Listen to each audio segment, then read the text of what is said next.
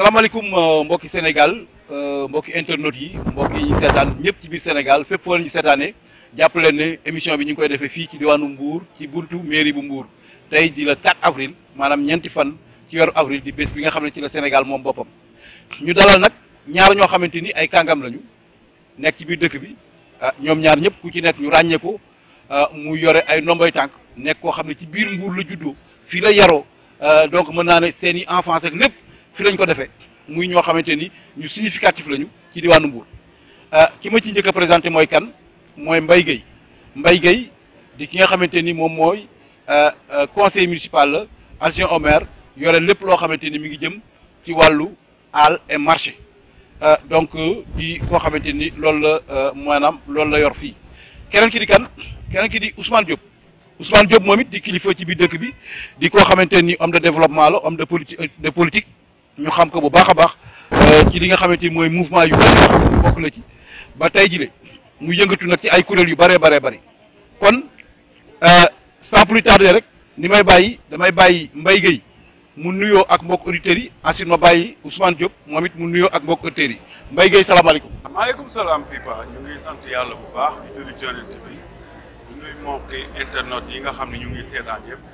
di la nuyu yow itam ak suma kii bi nga xam ne moo Ousmane bi ñëw tooy fii tey ñu ngi nuyu ñëpp di sant ñëpp di kontaan trop ci invitation bi nga xam ne moo waral tey ñu teew fii ci mairie Mbour maa ngi sant ñëpp di sant nuyu waa Sénégal di sant ñëpp ci invitation bi nga xam ne moom moo ñu defal tey. jërëjëf Mbaye Ousmane salaamaaleykum. waaleykum salaam Pipa. aouzu billahi mina sheytaan rajim bismillahi rahmaani rahim. ñu dellu ñaan suñu borom rek li ñuy wax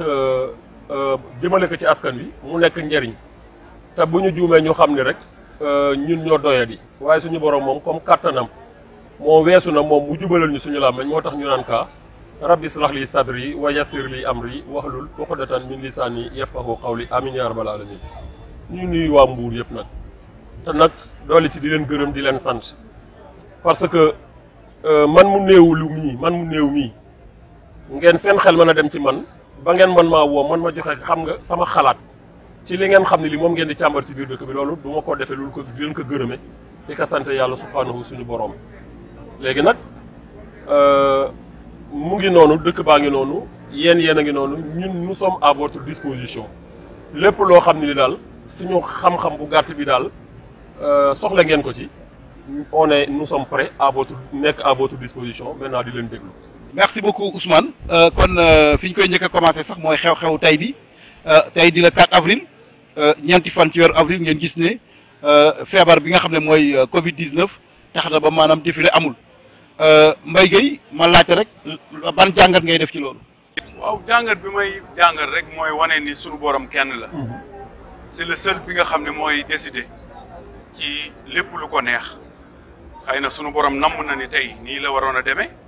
ci anniversaire 60e anniversaire bu Sénégal ak ku nekk xam na nin ko daan tëgee nin ko daan nekkee tey yàlla teg mbas mii nga xam ne moo dugg si ba ñëpp defee ko nii ñu sant ci yàlla bu baax a baax nag xëy na noonu moo gën ci ñun tey ñaan rek bu déwénee fekk ñu mën koo def ci ni mu ñu daan neexee sant ko ci bu baax a baax suñu borom mi nga xam ne dooy dogal bi ñu jàngat ci yu bari nag liñ ci jàngat mooy kenn rek moo man kenn rek mooy def mooy suñu borom moo tax lii ñu def tey dañ koy sant yàlla jàpp ko di ñaan rek lii tax ba nu defee ko nii yàlla teel ko fay jële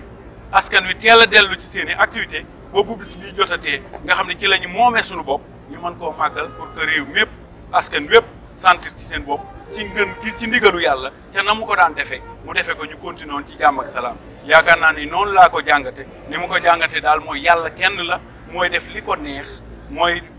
nu mu ko bëggee moo tax ñu ànd ci ndogal boobu nga xam ne sunu borom teg nañu ko tey ñaan yàlla nag yàlla gaaw ko teggi ba ku nekk delluwaat say activité nga xam ne bii ak déwén ñu nekk ci yeneen yoo xam ni dinañ ko mën a féete comme ni ñu ko daan féete wala nu dàq noonu je pense que loolu rek laa ci jàngat actuellement xam ni rek sunu borom rek moo man te lii rek moo ko man ba ñëpp ànd ci nag te gisal lii ni mu demee tey ñëpp ànd ci loolu kenn mënu ko dul sunu borom mi nga xam ne moo nu teg lii. merci beaucoup Ousmane toujours par rapport ak question bi. waaw moom comme nu ko Mbaye Gueye waxee rek dafa jarul amul luñ ci yokk daal parce que moom wax na wax bi yëpp suñu borom moom mooy dogal moom moo dogale nii 60 ans d'indépendance nag neex na torop ne xam naa ni bu fekkoonte ne tal nañ ko moom moom dina jaar yoon parce que 60 ans la chiffre bu rond la te 60 ans ci ab dund dara la léegi nag li yàlla dogal moom wax na ko loolu jaratu ma ci yokkul lenn looy def da nga koy tal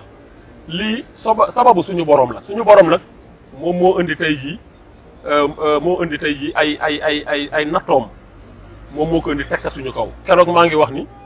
di expliquer ci benn micro bu ñu ma tàlloon may leen nañu fàttaliku rek toujours que ni suñu borom moo bind ne wala nabluwannakum bi shay'in min al xawfi wal ju'in wa naqsin min al amwali wal anfusi wa samarat wa basiri sabirina yéen ñëpp xam ngeen li ci topp isa sabatu musibatun nag xaalu ñun ñëpp dañuy wax ni rek inna lillahi wa inna ilayhi raji'una muy alal jeeg doom yeeg musiba yeeg yëpp dañu xam ne rek lépp nattu yi suñu borom la moom moo ko indi suñu kaw lu ñu mën nag lu dul ñaan ko moom mi nga xam ni moom moo ko fi indi nañu xam ni muy chrétien di juif di jullit di kii que ce soit benn yàlla kese la ñu am te ñoom ñëpp xam nañ ko mooy subhaanahu suñu borom ñun ñëpp ci moom la ñu wekk léegi nag li ci des yëpp mooy que ni moom moo ñu fi indi teg ñu nattu kan lañ ko mën a ñaan moom kese lañ ko mën a ñaan toroxlu yeesal ñaan ko mu teggil ñu ko bu tey jii bu guerre amoon mais kenn du tal dara te guerre boobu aussi bien que ci nit ñi la jóge mais bu soobul suñu borom mais pipa guerre du am parce que yow loo ma mën a fexeel yow wutal say pexe nga may jéem a fexeel di ma jéem a fetal bés bu wataalaloon ba war maa fetal bu soobul suñu borom fetal gi du tàkk bu soobul suñu borom doo mën a yëkkati sa loxo donc nag moo tax ma leen di waxaat toujours que ni nañu delloowaat suñu lépp suñu borom man boo gisee toujours bu may wax man Mbaye Guèye mii man sama wërsëg xaaruma ko ci moom yow xaaruma sama wërsëg ci yow sama wërsëg ci kenn rek laa ko xaar muy subhaanahu suñu borom parce que moom ci boppam moo ne loo ma mën a fexeel wa is makaru makruhum wa inda allahi makru na ngeen xam ne loo mën a fexe di fexe man Dieu je suis le meilleur des comploteurs. voilà ma ñëw ci deuxième partie bi démb njiitu réew mi def na benn discours 3 avril yëkkati ci ay kàddu jëmale ko li ci ëpp ci Covid 19 bi maanaam jàngoro bi ba jàpp ne am na ay ndimbal yoo xamante ni war nañ ko dimbali nit ñi wax na dund wax na lu jëm ci wàllu ndox wàllu courant ñu wàññil ko askan wi loolu tey wax nañ ko mais am na ab jàngat gu ci ne parce que population yi bari na ñoo xamante ni nee nañu waaw mais ñii di laaj ndax dina egg ci ñoom ñii ne mbir mi ndax dina am maanaam ñu bëri di poser wu question Mbaye Guèye def naa suivre nga ko comme niñ ko suivre donc par rapport ak question yooyu lan moo ci sa xalaat. ci sama xalaat rek di gërëm bu baax ci discours bi président def ndax jàpp naa ni discours boobu lañ doon xaar ci moom ci mesures yi nga xam ne jëloon na ko ak sénégalais actuellement ni mu demee ak période bii ni sénégalais yi toogee seen biir kër ak seen i activités yëpp mu perturbé ko je pense que en tant que njiitu réew en tant que ki nga xam ne mooy père de la nation su génnee jël yooyu décision ñun duñu man lu encouragé ko ci yooyu encouragé waat ko ànd ak moom ci décision yooyu di ñaan yàlla li ci ñëpp yi ragal muy bañ a dem ci askan wi li ci ñëpp a ragal pour que mu bañ a matale askan wi ñuy ñaan que ni ko président jëlee ñi ci suuf nga xam ne war nañ koo jot pour mu yegg ci askan wi ñëpp ñu leen di lancer benn défi boo xam ne lii sunu borom indi na ko ku nekk nattu la bu tegu ci kaw nit ñi ñoom ñu ànd ak nit ñooñu pour dimbali leen ci cadre boobu yaakaar naa ci dynamique gu ndox mi noonu la parce que booy dimbali nit da ngay fekk fa mu soxlaa nga defee ko foofu je pense que nit koo mën a dimbali yaakaar naa tey kenn tëjul kenn telul tabax kenn tëjul def nangam kenn telul def naa li nu tal mooy noo def ba dund noo def ba yor sa njaboot noo def ba te ku nekk xam na Sénégal actuellement ni mu demee ku nekk boo xëyoon da ngay lijjanti sa dépasse pour mën a yóbbu sa kër 99% noonu la ñuy fonctionner donc ñooñu nag bu président jëlee dogal yu am solo yii ci wàllu ndox ci wàllu courant nga xam ne dinañ fekkee askan wi pour dimbali leen man damay ñaan rek nu nu gën a gaawee nu nu gën a mën a fekkee askan wi parce que kuy sentir askan wi fii ñu toog ñun nous tous on est des responsables ci biir dëkk bi lan ne ñaata nit ñoo ñu doon sollicité ñaata nit ñoo nekk ak ñun ñu xam leen xam seen i jafe-jafe donc ci biir bu président jëlee li ñu amaan lu encouragé ko ci di ànd ak moom ci loolu di ko ci jàppale nag di ñaan itam di def tout pour que askan wi nga xam ne moo ko tax a jóg néew ji doole yi nga xam ne ñoo ko tax a jóg ñu fekk leen fi nu nekk dimbali leen ci cadre boobu ci wàllu ndox ak wàllu courant rek wax na ci lu bëree bëri may ñaan rek dinañ dégluwaat ministre bi comme ni mu ko waxee démb que chaque lépp lu concerné benn ministre dina ci génn wax ci lan la ci mën a def mu leer nañ ci bopp nit bu boobaat ñi ko war a yeggale ci askan wi ñu ngi ñaan rek sunu borom may ñu kàttan may ñu ngëm-ngëm googu ba fi ñu ko war a yeggale ñu yeggale ko bokk askan wi yëpp jot ko parce que dafa am solo lool ci biir askan wi parce que loolu rek la doon tiit mais suñ heureusement que le président wax na ci donc ñu ngi koy rafetlu bu baax a baax di ànd ak moom ci discours bi te loolu lañ doon xaar ci moom te loolu lañ gis def na dëgg-dëgg yëfi kilifa jërëjëf. Ousmane Diop toujours ak par rapport ak question bi la ban jàngat nga ciy def. waaw léegi man Sagadi sama gis-gis moom dina wuute parce que nag c'est pas parce que musiba dafa ñëw rek que ni nit ñi aussi duñu ubbi bëtu nit ñi ubbi xelu nit ñi gis nga lii ñuy wax ni j'aurais bien aimé à ce que man ma jàkkaarloo koo xam ne kii il est vraiment pro du président de la République pour ma taxaw man wax li may wax xam ngeen nañ leen waxante dëgg gis ngeen gérer c'est prévenir man Macky Sall la ma doon xaar ci Senghor di ko xaar ci Abdou Diouf di ko xaar ci Abdoulaye Wade lu ko raw man moom laay xaar ci moom parce que dama àndoon ak moom ci ay dox gis nga bu ñuy gérer nañ leen prévenir man j'ai toujours dit que ni bés bu catastrophe amee fii Sénégal ñun ñëpp dañ sànku malheureusement parce que nous avons aucune sécurité ñun pilotage à vue kese la ñuy doxee te lii moo indi problème barki Dembo Ndiaye mais bi président di jëlee 2000 milliards jël ko di ko def ci terre mais les gens ont tiré sur la sonnette d'alarme pour dire que ni est-ce que actuellement société bi ni muy doxee est-ce que il est nécessaire de prendre 2000 milliards di ko jël di ko investir ci ay terre boo waxee ñu ne la bu ko defoon feneen ñu ne nii barki Dembo Ndiaye ngeen ñu jëlaat 145 milliards de francs jël ko di ko def ci stade alors que ñoom ñëpp nag muy kilifa gu mu mën a doon ku ci feebar bu fekkente ne feebar boo xam ne bii dañ ko war a faj à l'étranger boo waree dee à l'étranger ngay deewe ba pare engendrel ñu ay frais de déplacement ay frais yoo xam ne ñun état bi moom ñun ñoo koy ñun askan bi ñun ñoo koy gàdduwaat président de la république mais Mbaye Guèye nag yaa xayti ñun xaaruñu leneen ci moom lu dul li parce que kuy gérer am réew ba musiba ñëw mais loo mën a def leneen lu dul li lan ngay def xanaa doo taxaw di seetaan nit ñi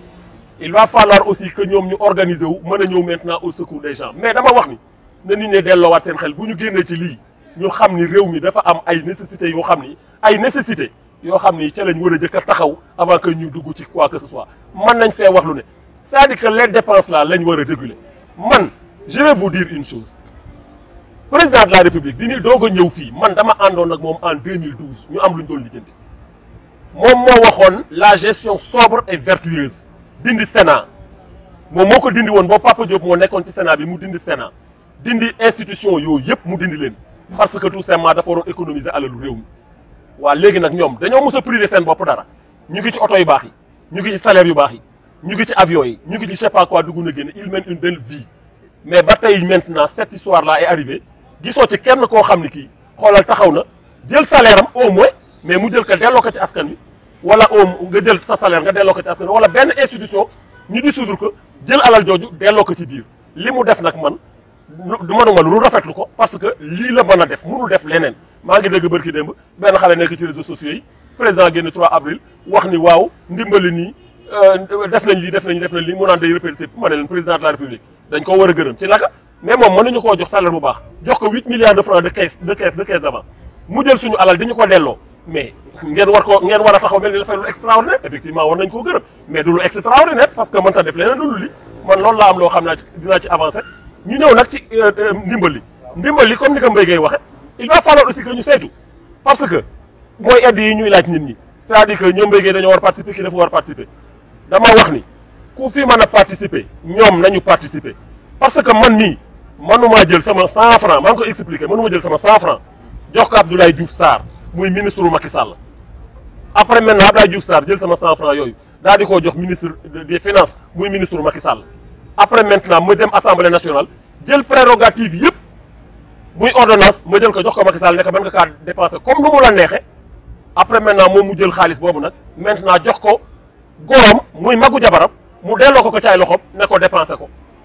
ba pare nag léegi man nga bëgg man ma jël sama 100 francs di ko jox man du ma jël sama 100 francs di ko jox parce que am na fi ñoo xam ne ñi jëloon nañ alalu askan wi ñu ne leen duut baaraam ñooñu mën nañoo te la ñu jël mën nañu tuuti bu joxe muy bëgg ne moo ñaa ki jox 1 milliard bi lii laa ci am jàngat bu ñëwee maintenant ci ndimbal li maintenant ñun ñu wax ci lu ñu xalaat. waaw Mbaye Guèye par rapport toujours ak waaw cadre boobu. waaw je pense que Ousmane wax na ci moom ni mu ko gisee mais cet moment là ñu toll actuellement nii dañu yaakaar ni dañu toll ci moment mbas mi nag bu ñëwee dal ci kaw population ba Sénégal bindoo nii réew àdduna bi bindoo nii dañuy jël këréel yëpp teg na le jublu ci li intéressé mooy lu nangu dogal suñu borom dem ci li nga xam ne moom lañu war a def mooy président yàlla moo ko fal moo ne bu ma tegee balance bi fii mu gën a dis askan wi yëpp kon moom mi du juum moom moo nu tànnal président boobu barki de moo njaay lan dem élection population bi tànn ko jiital ko ci sa kanam su nangu su neexul woon sunu borom du ko teg kon xam na bu baax ki mu dénk réew mi kon su génnee def rëb dëbaaram man jaam bi bu ma yàlla tegee problème bi dama koy nangu boobu nag après lii passé ma tiré les conséquences nan ñaan yàlla lii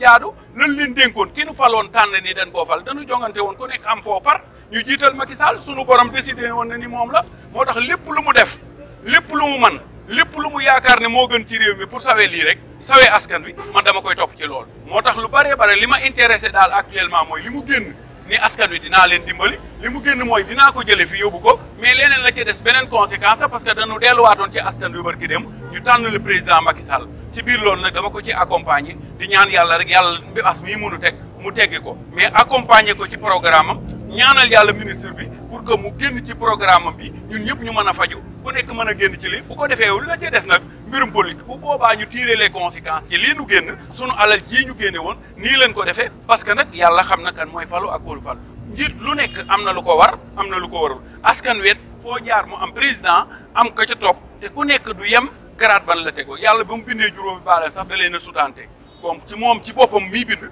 yemalewut ba ku nekk yemub cër donc loolu dama koy nangu bi nga xamee ni dem naa wuti en tant que politicien yàlla dogal ko mu jiitu ma d'accord ci loolu moo tax may ñaan actuellement nii ñu jublu ci askan wi dimbali askan wi bàyyi leen xel dimbali leen wax leen nu ñuy aaree seen bopp pour que lii nga xam ne mooy loolu askan wi moo tere ñëpp mën a liggéey ku nekk sa xel dalatul ñu génn ci ak jàmm bu boobaa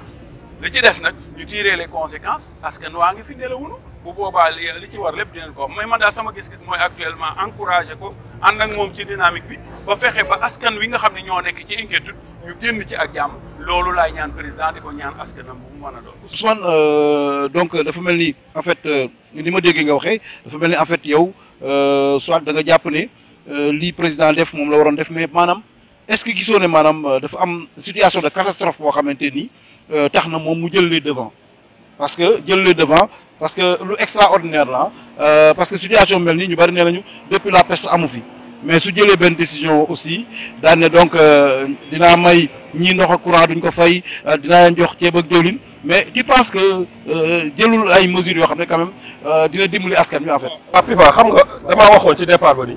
ci départ laa wax ni gis na man Macky Sall moo ma ëpp xam-xam man fuuf moo ma ëpp xam-xam parce que yàlla dimbali na ko mu jiitu ma nangul ko Mbaye Guèye parce que loolu nag bu fekkente ne dama ciy dingat sax damay weddi sama borom parce que moom moo fi jiital ne lu fi am rek suñu borom moo ko indi même bu fekkente ne man damaa dingat élection c'est-à-dire que bu yàlla namul ko ni Macky Sall jiite du ñu jiite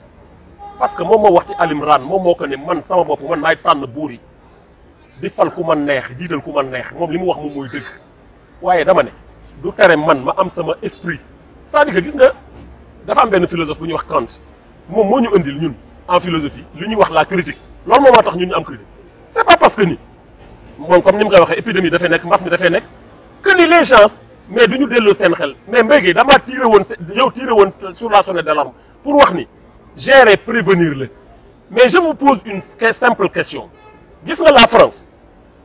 blé bi nga xam ne moom la ñuy defaree seen mburu blé ñoom bu ñu ko jëndee ji woon Amérique moom c'est lay gën a yomb à ce que ñoom ñu bayal ko seen bopp bu ñu ko bayalee seen bopp day cher mais pour assurer seen souveraineté moo tax ñu koy bayal seen bopp te pourtant bu ñu ko jëndee ji woon Amérique ci lay gën a yomb ci ñoom gis nga am réew day am souveraineté man aw ma réserve pétrole te tu viens de me montrer moom mu ngi nii parce que par des lois de finances rectificatives la ñu mujjee def pour englober encore am 1000 milliards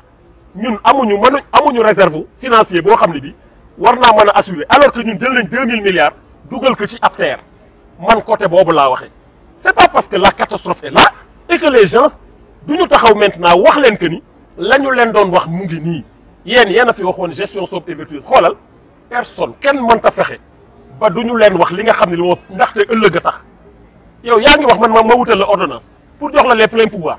mais ma jox la xaalis bi ba pare parce que sofaan dafa am rek damaa war a jël alal di këpp la ko après maintenant amul contrôle amul dara maintenant toute la réglementation et les lois et tout ça yi nga xam ne moo doon gérer alal askan bi léegi dañ ko bëgg a jël teg ko fële jox lépp Macky Sall damaa wax ni non il faut que nit ñi xippi seen bët ci moment de souffrance la ñu nekk président de la République lii mu def nii moom la war a def warta def leneen de mënul def sax leneen parce que lii la mën a def léegi nag li may wax mooy que ni lii am na ba pare ñun nangu nañ léegi nag mu des nag alal jooju nga xam dañ ko jël dugal ko ci biir askan wi nag pour maintenant fermer la boucle kaay leen ñu wax ci alal jooju man alal jooju laa wax maintenant kenn moomu ko suñu alal lañ ñun bu ma ci cotiser ak ma ci ñàkk cotiser sama alal la parce que alalu Sénégal la parce que c'est notre budget à nous xaalis bi jógul fenn lu dul ci budget Sénégal léegi nag dugg na ci biir dëkk bi Mbaye Gueye nañ leen waxtaan ci comme que dugg na ci biir dëkk bi nag maintenant fan lañ mën a jaar ba nga xam ne liggéey ba dana jaar parce que fii dafa am exécutif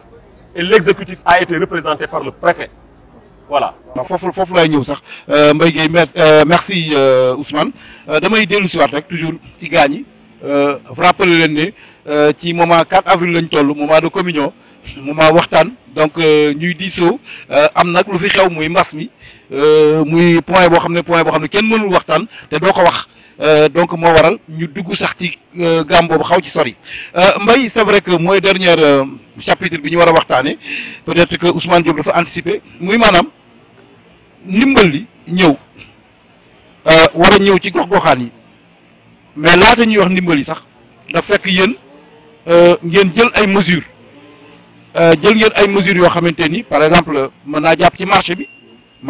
Mbour bi marché central jël ngeen ci ay mesures jékki-jékki tëj ko préfet ne tëj nañ ko jékki-jékki ñu tijji nit ñi daw dugg mu gën a garaaw rassemblement gars yi changé waat stratégie loolu est-ce que du maanaam ab lajj wala boog ab retracé waat la wala boog laata ñuy ñëw ci ndimbal ci biir loolu wala mooy ci gi mooy sóoraale askan wi lu nekk lay jur parce que def nañ ko ci wàllu bu mën a doon parce que bi ñu xoolee xam ni situation bi actuellement am na problème dañu commencé dem dimbali hôpital yi parce que ku feebar fa nga jëm ñu génne 5 millions jënde ko ay bagages pour yóbbu ko dans les hôpitaux district de santé yi teg ko ci loxol médecin mu yóbbu ko daara yi nga xam ni nee nañ ndongo yi dootuñu yelwaani guddi ñu yóbbu leen ay madaar ay nangam pour que ñun ñi nga xam ne ñoom lañ ku riir ci ñun ngay njëkk a ñëw ñu defal loolu pour que man ñu prévoir seen santé di xaar nag li nga xam ni état bi moo koy jël bu boobaa ci wàllu wii ngay wax ñu mën koo bàyyi xel bu baax a baax li may xaar mooy li ma waxoon léegi ci biir question bi mooy yaakaar naa l'état c'est le préfet yaakaar naa président jël na ko ak loi bu mu mën a doon ak doole ju mu ko mën a jox yaakaar naa yokk nañu seen doole pour que ñu mën a taxaw askan wi ci biir jël leen nii ngeen di doxe ci biir it ndimbali leen pour mu jaar yoon je pense que ci biir loolu ñu ngi comme xamaguñu nan lay tëddee ak nan lay jaar dañ ñu annoncé rek ni nu war na noo def lii war na noo def lee war na noo jox lii ñu ngi xaar xam naa ci préfet lay jaar ak ku mu mën a jaar bu boobaa rek li ñuy xaar mooy fexe ba yàlla dogal mu dem ca fa mu war a dem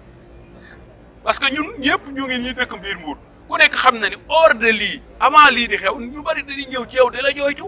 kookee bu ne ni ba lii war naa ñëw yaakaar naa ne li nga war a veiller en tant que responsable en tant que doomi Mbour en tant que engagement citoyen kooka doon ñëw ci gaw gu dëgg ba cëg fa mu war a ndimbale war a jëm nga fexe ba dimbali ko fekk ko fa ba am ci ndam te mu bañ a am benn problème ëllëg mooy li ma doon wax léegi bu ëllëgee nag lépp lu ci mën a ne na nga ko sentir sa diggante ak suñu borom ki nga war a dimbali nag yaakaar naa doo ko lor moo tax ñuy prêter attention le préfet di ko wax mu def attention bu baax ci loolu ba bu ëllëgee Sall foofu laay ñëw sax ci wàllu joxe bi waaw su jógee ci préfet normalement war na ñëw ci mairie waaw après nag xaw ma commission lay doon wala délégué de quartier loolu yëpp xam nga bëgguma wax loo xam ni xamaguma nu muy demee dama bëgg a bàyyi ba nu décider ni nii lay demee ma xam ne nii lay demee ci cadre boobu beneen bi ci des mooy wàllu marché bi yaakaar naa wax nga ko léegi du affaire u laj du ñàkk a laj nit ki dina yaakaar ne nii kat moo gën yaa ngi dégg li ma wax mu dem ba ci biir li ma rafetlu mooy suñ la waxee ni lii kat am na conséquence nga dindiwaat ko bañ a rëy doomu aadama du rëy xam nga parce que bu nu xoolee ni lii moo gën feebar bi ñëw na perturbé nanu danoo war di tëj benn bis di raxas benn bis moom jàpp na ni loolu moo gënoon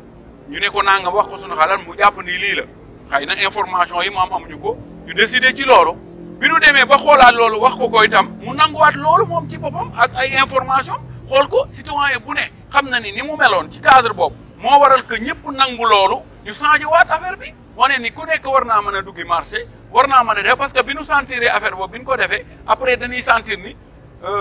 Mbour département bi yëpp luuma yëpp tëj na boo tëjee benn bis ubbi ça veut dire que luuma yooyu ngay delloo si waat ñëpp regroupé wu sa yaram bi day mujj daw nga xam ne lii moo raw te suba la tabaski en tant que responsable li la war mooy jël say responsable bu boobaa ñu jël responsable wane ni li ñu defoon kat pour xeex lii moo taxoon mais nañ ko defee nii pour gën koo mën a xeex parce que moo gën looloo waral do laaj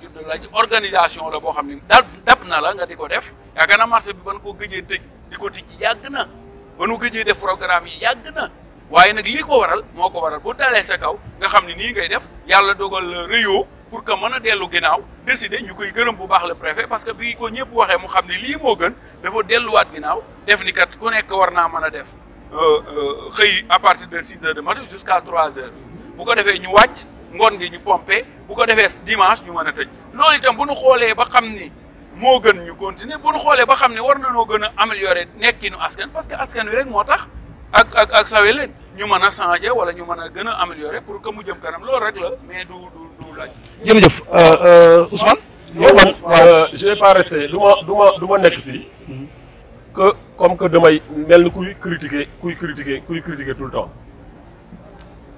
dañuy commencer ci feebar bi la ñuy commencer xam nga ñun li ñuy mën a def mooy sant yàlla encore parce que ñun mën nañoo sant suñu bopp sant yàlla parce que ñun waa Sénégal xalaat nañu nous sommes un peuple assez exceptionnel gis nga lii xew nii c'est-à-dire que nañu xam ni ay mutation c'est-à-dire que dafa am loo xam ne nii mooy xew ci jamono mu mën a jaar ci ay virus xam nga li gën a ndaw ci corps c'est-à-dire que ci li gën a ndaw ci booy natt lu jëm ci nit li gën a ndaw ci nit ab cellule la yàlla def lu mën a dugg ci ab cellule yàlla créé lu mel noonu te dem nañ ba nit ñi mën koo créer seen bopp muy virus amoon na fi ay race amoon na fi ay virusu sida amoon na fi lu ne ba virus bi tey jii moom moo ñëw dem wan ca Chine muy Asie dale foofu jógee ñëw en Europe wàcc non dem États-Unis wàcc Afrique yàlla dimbali nag ñun yàlla moo ñu dimbali xam naa ne li ñu néew doole sax moo tax yàlla xaw ñoo dimbali parce que virus bi moom bés bu ñu jàppee moom mooy li ma doon expliquer léegi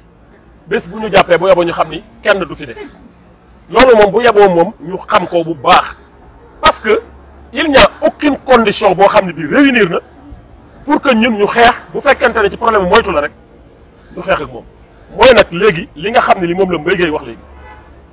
dañuy jéem a prévenir ne balaa mu fee egsi nañ leen jël ay matuwaay président de la République génn solennellement parce que dafa waxoon nañ leen def nii lañ leen def lii mu xool ni dafa am ay ñoo xam ne ñi dañuy def leneen di jéem a wane ni ñoom état du leen yilif ak machin dugg na génn moom mu jël ak fermeté ne état nii la war a doxee mu defal ñu couvre-feu mu gëj fi depuis 1988 parce que Mbaye Gueye même mu ngi fi woon ba Ablaye Wade joteeg Abdou Diouf ba coow li bare Ablaye Wade moom moo décrété Abdou Diouf moo décrété couvre-feu pour maîtriser population bi tey moom mooy li nga xam ne moom moo xew léegi nag ñoom li ñu bëgg mooy nit ñi toog seen i kër du sax toog seen i kër mais nañu moytu mais moytu bi nag dafa am nu ñu koy réglementé ni ñu koy réglementé mooy que ni attroupement yi la ñu bañ mais Pipa li xew nii wax fa dëgg neex yàlla jaratul woon sax ñu tëj jàkka yi jaratul woon ñu tëj lenn parce que lan lañ doon bañ benn ful lañ doon bañ mais benn ful bi mu ngi fi mënuñoo wax benn ful bi amu fi xam nga lan la mooy que ni toujours li may wax c'est-à-dire que état moo faillir état bi moo matul li mu doon parce que bu matoon li mu doon nit ñi dinañ fatu Macky Sall moo ne dafa jël 1000 milliards def ko ci mbir mi du loolu la wax jël 65 milliards de francs jagleel ko ndimbal maintenant jël 1000 milliards décrété ko pour maintenant prise en charge réew mi yëpp en totalité loolu la Macky Sall def mais ñoom bu fekkente ne loolu rek la tëj marché yii boo tëjee marché yi mooy li ñuy actuellement li ñuy jéem a def nii mooy fekk ji nit ñi fa ñu ne comme ni ko Mbaye Gueye di waxee parce que nit ñi en constance dañuy ñëw ci yow di la ñaan dimbal di la wax ni dugg na génne parce que ku amee pexe doo ñaan dimbal parce que ñaan dafa jafe de ñaan dafa metti ñëw ci nit di ko wax naan maaw ma dépensé loolu dafa metti mais lii xew fii yéen gisu leen ko Mbaye Gueye da nga am oto wala amoo oto xaw ma ndax yor nga oto wala yoroo oto mais tey gi askan waa ngi bëgg a dee parce que boo naree jóge fii nii dem croisement Saly 400 francs ngay fay 400 francs ngay fay ci baadoola bi ba pare nga ne ko léegi toogal sa kër bul ñëw ci quai bi bul ñëw ci marché bi mais loolu dafa mënul a nekk pour l'instant léegi nag organisation bi mooy façon organisation bu ñu fi mën a jël bu préfet mën a jël mënoo fexe ba wàññi ay risques parce que virus bi du ne guddi lay doxantu virus bi da ngeen a bëgg wax ni 6 heures ni ñu koy waxee 8 heures ba 6 heures du matin lay doxantu non virus bi day dox heure bu ko neexee lay dox léegi nag yéen toog leen seen kër yi de 8 heures à 6 heures du matin bu 6 heures du matin jotee ngeen génn après maintenant ñu pëccëxoo après maintenant bu 6 heures du matin ñu la dugg. kon pour yow jariñul dara. dafa jariñul dara xoolal dara la jariñul moytu boobu jariñul dara la jariñul parce que en réalité nous sommes des cartésiens ñun ci ay calcul rek nga mën a doxee parce que virus bi propagation la maa ngi nii tiim la di wax ak yow man bu ma ko gàddoo c'est-à-dire que dans ma propagation de salive wala man li may noyyi ci lay ñëwee ci yow te bu ñëwee ci yow nga téye ko boo demee dugg sa kër xoolal nga jox ko sa njaboot waaw mais man mi xëy dem ci marché bi ñu nekk di bombanteeg machin dugg na génn ma gàddu ko après bu 6 heures du matin bu 8 heures naka 20 heures jotee ma dem tëju waaw loolu dafa arrêté virus amul benn solution xam nga la solution mooy lan mooy que ne bu fekkente ne l'état parce que c'est vrai que amuñu ay pexe mais si l'état a les moyens de le faire c'est que na nit ñi toog seen i kër état bi ñëw fekk leen fa te foofu nag laay revenir pour dire gis nga une gestion dafa am fu muy jaar le préfet là mënul jaar feneen fu dul ci mairie bi parce que mairie bi ñoom ñoo gérer chef de quartier yi chef de quartier nag fii la ñu xamee ne am na njëriñ wala amul njëriñ parce que chef de quartier bu ne war ngaa mën a xam ñaata buntu kër ñoo nekk sa quartier man maa ngi ko doon jéem en 2014 bi ma nekkee candidat à la mairie maa doon jéem a xam ñaata buntu kër ñoo am Mbour te loolu c'est le rôle de l'état parce que man bu fekkente ne maa koy jéem état bi par l'intermédiaire de la mairie par l'intermédiaire des chefs de quartier war nañoo mën a xam ñaata buntu kër ñoo am Mbour am na ci nag ay kër yoo xam ni c'est assez exceptionnel li ñu war mooy que ni tey bu fekkente ne mën naa ne ñu fexe nu ñu téye nit ñi ci biir kër yi boo téye nit ñi ci biir kër yi pendant un mois lu dundal njaboot dafa yomb d'autant plus que ñun fii bariwul immeuble fii ay ëtt ñoo fi am ay ëtt ñoo nekk ci biir Sénégal te ëtt yi nag pipa par exemple 1000 milliards yooyu Macky Sall di wax bu fekkente ne ko budgétiser ñu fexe ba 10 millions de sénégalais yi nga xam ne ñoo nekk fii di fi dund waxuma 5 millions yi nga xam ne à l'étranger lañ nekk di daan seen doole mais 10 millions di fi nekk 1000 milliards buñ ko xaajalee benn bopp bu ne ku ci nekk di nga am 100 000 francs njaboot goo xam ne kii 10 personnes moo fa nekk loolu 1 million de francs la 1 million 5 personnes 500 000 500 000 njaboot goo ñëw dugal fa 500 000 mën nañ faa toog li nga bëgg mu toog fa la mu lu ëpp weer da nga fay toog parce que fii am na ñoo xam ne ñu dépensé au 2500 francs par jour. d'accord merci Ousmane li ñu dese ci temps moo waaw moo bëri xam naa sama technicien bi mooy 2 minutes rek su ma terminé donc Mbaye toujours par rapport ak li Ousmane wax parce que maa ngi remercier aussi internautes yi ñuy seetaan parce que c'est un débat vraiment responsable et que débat idée la ay xalaat yi ngi génn yoo xam ne parce que bu ñu seet ne kii opposition la rek wala kii mais xalaat bi moo am solo et c'est très important donc Mbaye waaw. je pense que man dama bëgg la jël benn raison pour wax nii la wala nii mais li ma yaakaar mooy ci préfet lay jaar après ñëw ci mais avec les délégués de quartier ñu wax loolu. mais est-ce que yaakaar nga ne Mbaye délégués yi mën nañu assurer. waaw ci yoon bu fekkee ni sa rôle war nga koo jouer maire wax ak ñoom ñu jouer rôle bi ñu war a jouer képp ku mu war a dem war na faa yegg ci yoon. te par parlo du ci am. parlo wërta am lii feebar la ñëpp ay am kër ñëpp di sénégalais kenn amul droit d'abord nga seet ci yàlla mi la ko teg. amul parlo li ci war mooy képp ku mu war a fekki rek mu fekki la te ci yaakaar naa ci responsabilité boobu la nekk moo tax may déglu ba xam lu ñuy def je veux pas engagé ci benn kàddu te xamaguñu la mais li war mooy li ma la wax léegi rek ku riir da ngay daw ñëw ci maire ñëw ci les responsables ku nekk mën a def nangam léegi le problème préfet bis bu décidé ne nii leen koy doxee état bi nee na nii leen koy doxee ñun ñu veillé ci loolu pour que fépp fu mu war a yegg mu yegg fa yaakaar naa dynamique bi ñuy def ñun ñëpp ci dynamique boobu lay doon te ci engagement boobu la yaakaar naa président nag 1000 milliards yi mu génnee boo dégloo ci discours am da ngay xam ni am na tey boo demee dans les hôtels am nay emploi yoo xam ne ay sénégalais la ku Petite Côte bi yëpp presque kër goo dem am na lu fa tourisme daan def léegi tëj na kon bu nee dama ciy jël dimbali hôtel yooyu laal na biir kër yi yaa ngi dégg li ma wax pour que ñu bañ a dàq kenn am na société yoo xam ne mënatunoo dem léegi su président jógee war leen a dimbali ci 1000 milliards dafa bañ ñu dàq askan woowu pour que mu am benn impact pour ëllëg moo tax li mu def foofu dafa am solo. mais dafa mel ni Ousmane Diop moom ndimbal lay bañ dimbal bi bi ñu wax. ndimbal président dañ ko joxe askan. dimbalitul daf leen di dimbali pour ñu dund normalement ba mu waxu leen toog leen parce que ku nekk xam ni ñuy dundee ñun parce que kenn liggéey ci biir kër gi téeméer di lekk. doom jey ni jaay ji papa jey bàjjen wax na ko léegi ëtt la ñu am donc ça veut dire que am na benn philosophie boo xam ni sunu borom la ñuy ñaan ñu kilifa diine yi ñaanal ñu mais ñun ñi ko war a daw carrément ni ñu waxee ni moom la ñuy dawee feebar bii carrément mënoo koo daw da ngay jéem wane ni def sa aqulaay taala li ci des nga bàyyi ko suñu borom ñaankat yi ñaan moo tax ñu d'accord ci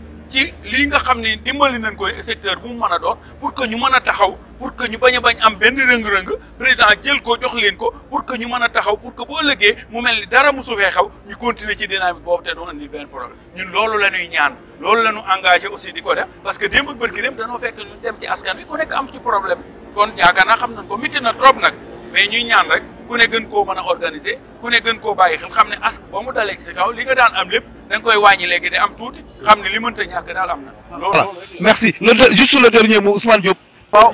man dernier mot bi may wax moom c'est dans l'ensemble mooy que ni mbéy ngeen bàyyiwaat xel ci li ñu leen di wax gis ngeen marché Mbour bii c'est le premier problème mooy marché Mbour bii premier problème bi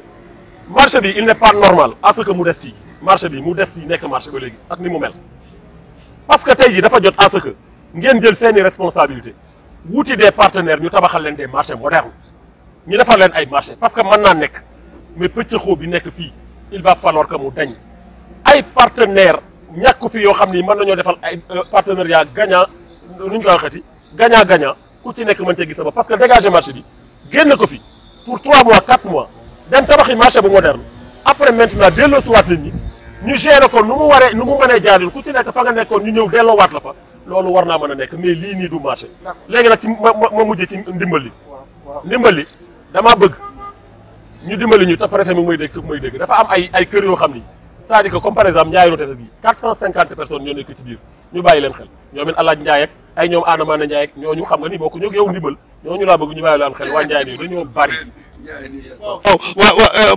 Mbaye marché bi tabax marché waaw. loolu ñu ngi ci organiser li muy wax rek gouverner c'est prévoir am na yu bari yoo xam ne noonu lañ ko wutee ba am ko ni ñu ko wutee feneen nag ba am ko dinañ ko wutee ci marché bi pour doxal ko parce que bi yàlla doogee kuy wax ba nu dégg lépp dëgg li nga tal mooy mu jëm ci kanam donc jàpp naa ni engagement boobu ñu ngi ci guddi ak bëccëg pour que marché bi ko parce que Mbour dafa yaakaaru ku jóg fii nga jëm yàlla moo ko def am na juróom benn marché yoo xam ne tagg naa ko mu ngi ci quartier mais ku xëy doo fa toog da ngay ñëw ci marché bi Mbour la yàlla jaglee lool ñun ko dénk rek xam nañ ko bu baax ba bu boobaa dinañ wuti lépp lu nu mën a def pour que mu jëm ci kanam parce que dynamique boobu ñu ngi ci yaakaar naa ne ko gis mu bëgg a yàgg nag yaakaar naa ni jërëjëf mbokk yi lii mooy firndeel ne donc à Mbour y a vraiment am na vraiment des responsables parce que tey débat bi ñu def nii c'est vraiment un débat civilisé ku nekk wax nga sa avis te maanaam amul pëccëxoo amul xuloo amul xeex amul jàppante di gërëm ci loolu Mbaye Gueye di gërëm ci loolu Ousmane Diop jàpp ne ñoom ñëpp ay responsable lañ ay doomu dëkk bi lañ te li ñuy wax yëpp pour développement dëkk bi la développement Sénégal di leen gërëm di leen sant ci 4 avril bi di leen jox rendez-vous beneen yoon ci beneen débat jërë ngeen jëf